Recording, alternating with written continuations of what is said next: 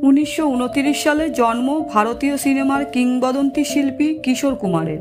অভিনেতা ও সঙ্গীত শিল্পী কিশোর কুমার সম্বন্ধে কিছু অজানা তথ্য নিয়েই আজকের ভিডিও। কিশোর কুমার ভারতীয় সিনেমার উজ্জ্বলতম নক্ষত্র।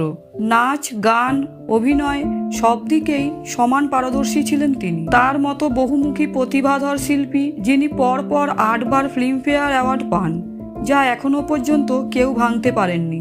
কিশোর কুমারের জন্ম 1929 সালে মধ্যপ্রদেশের খান্ডোয়ায়। বাবা কুঞ্জলাল গঙ্গোপাধ্যায়, পেশায় ছিলেন আইনজীবী। 4 ভাই বোনের মধ্যে সবচেয়ে ছোট ছিলেন কিশোর কুমার। তার আসল নাম ছিল আভাস কুমার গঙ্গোপাধ্যায়।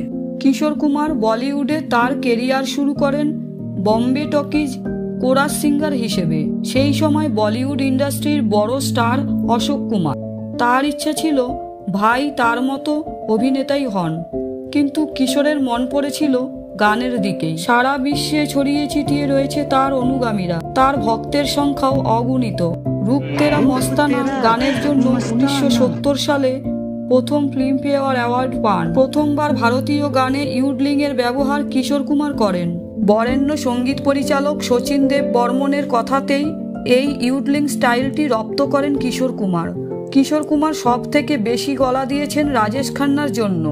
প্রায় 245টি গান গেয়েছেন তার লিপে। তারপরেই রয়েছেন দেব আনন্দ, জিতেন্দ্র ও অমিতাভ বচ্চন। পরে অমিতাভ বচ্চনের সঙ্গে মন কষাকষি হয় কিশোর কুমারের একটি সিনেমাকে কেন্দ্র করে। কিশোর কুমারের গাওয়া আঁকে সিদ্ধি লাগি দিল পে গানটির কথা সবার জানা। এই গানটিতে ছেলে ও মেয়ের গলায় গেয়েছেন কিশোর কুমার, তবে মেয়ের অংশটি গাওয়ার কথা ছিল লতা মঙ্গেশকরের। 1 বছরের জন্য ভারতীয় রেডিও ও দূরদর্শন ব্যান করেছিল কিশোর কুমারকে, কারণ 1975-এ জরুরি অবস্থার সময় ভারতীয় জাতীয় কংগ্রেসের সভায় গাইতে বলা হয়েছিল তাকে। তবে সেই সময় চলা পরিস্থিতির কথা ভেবে সেই প্রস্তাব নাকচ করেন কিশোর কুমার। তারপরই ব্যান করা হয় তাকে। তিনি তার জীবনে 4 বার বিয়ে করেছিলেন। তার প্রথম স্ত্রী রুমা গুহ ঠাকুরতা। 8 বছরের দাম্পত্য জীবন তাদের। দ্বিতীয় স্ত্রী মধুবালা, তার সঙ্গে 9 বছর ঘর করেন। মধুবালাকে বিয়ে করার জন্য মুসলিম হন কিশোর কুমার। নাম নেন করিম আব্দুল। তৃতীয়বার বিয়ে করেন যোগিতা বালিকে, যিনি বর্তমানে মিঠুন চক্রবর্তীর স্ত্রী। তবে যোগিতা বালি ও কিশোর কুমারের বিবাহিত জীবন টিকেছিল মোটে 2 বছর। চতুর্থবার বিয়ে করেন লীনা চন্দ্র ভারকারকে। আমৃত্যু তার সঙ্গেই ছিলেন কিশোর কুমার। তার 4টি বিয়ে থেকে 2টি সন্তান রয়েছে, অমিত কুমার ও সুমিত কুমার। দুজনেই সঙ্গীত শিল্পী।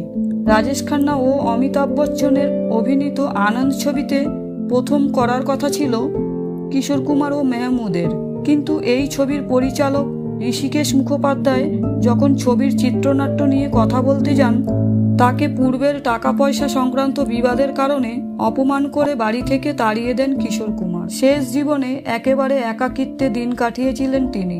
1987 সালে 13ই অক্টোবর মুম্বাইতে মারা যান এই কিংবদন্তি শিল্পী।